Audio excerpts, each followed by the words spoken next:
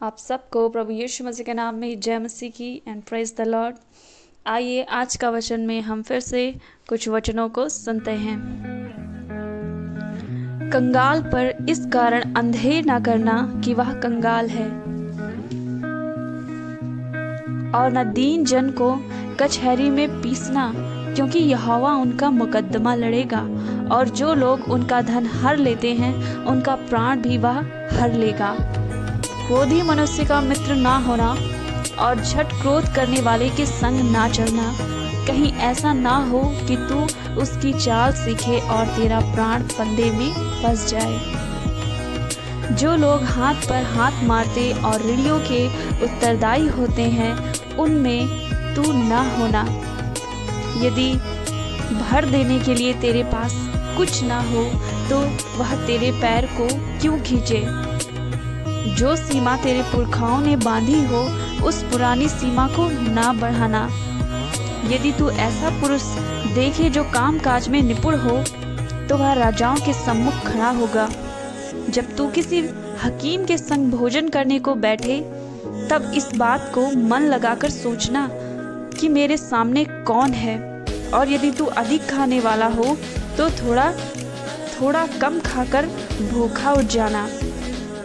उसकी स्वादिष्ट भोजन वस्तुओं की लालसा मत करना, क्योंकि वह धोखे का भोजन हो सकता है।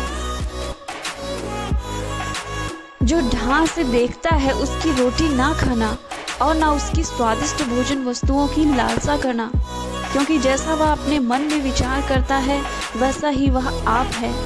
वह तुझसे कहता तो है खा पी, परंतु उसका मन तुझसे लगा नहीं।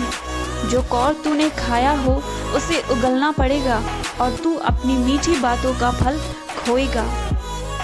मूर्ख के सामने ना बोलना, नहीं तो वह तेरे बुद्धि के वचनों को तुच्छ जानेगा।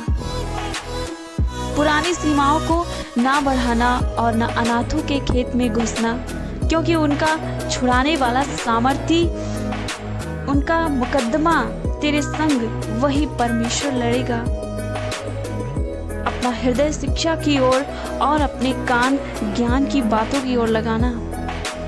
अपने लड़के की ताड़ना करना ना छोड़ना, क्योंकि यदि तू उसको छड़ी से ना मारे तो वह बिगड़ जाएगा।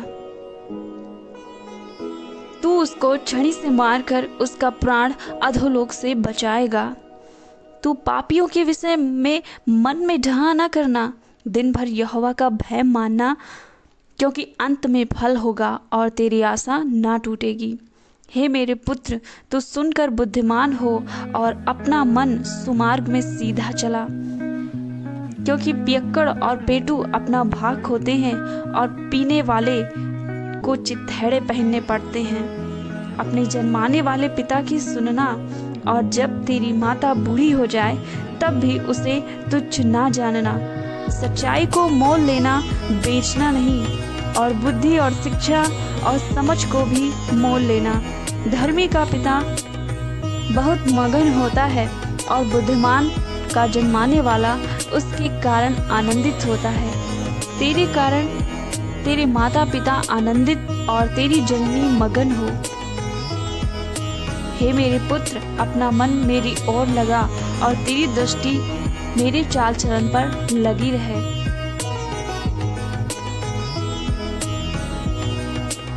बुरे लोगों की विषय में ढहा न करना, और ना उनकी संगति की चाह रखना, क्योंकि वे उपद्रव सोचते रहते हैं और उनके मुंह से दुष्टता की बात निकलती है।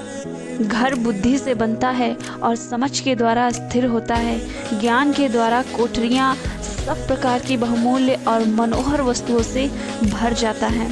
बुद्धिमान पुरुष बलवंत भी होता है और ज्ञानी जन अधिक शक्तिशाली होता है। इसलिए जब तू युद्ध करे तब युक्ति के साथ करना। विजय बहुत से मंत्रियों के द्वारा प्राप्त होती है। बुद्धि इतने ऊंचे पर है कि मोर उसे पा नहीं सकता। वह सभा में अपना मुंह खोल नहीं सकता। जो सोच विचार के बुराई करता है उसको लोग दुष्ट कहते हैं। मूर्खता का विचार भी पाप है, और ठट्ठा करने वाले से मनुष्य घृणा करते हैं। यदि तू विपत्ति के समय साहस छोड़ दे तो तेरी शक्ति बहुत कम है।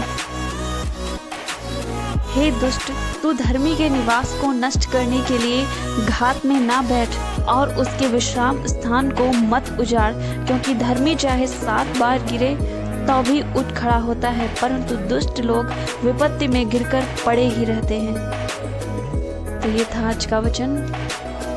आपको कैसा लगा हमें कमेंट करके ज़रूर बताएं। इस वचन के द्वारा परमेश्वर की महिमा हो और आप सबों को आशीष मिले। जय मसीह की आप सबों को।